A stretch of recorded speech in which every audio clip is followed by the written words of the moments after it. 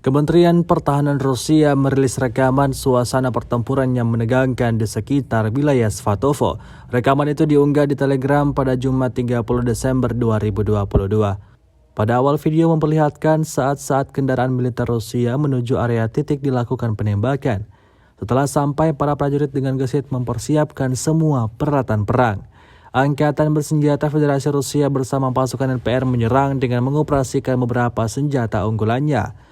Tampak Orlan 10 dari Korps kedua LPR mengarahkan serangannya pada posisi musuh.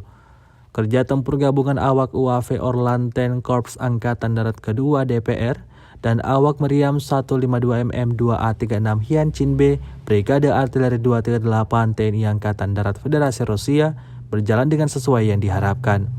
Ditambah berkat penyesuaian dari UAV, para penembak menutupi area konsentrasi pasukan musuh dengan tembakan akurat yang mengalami kerugian.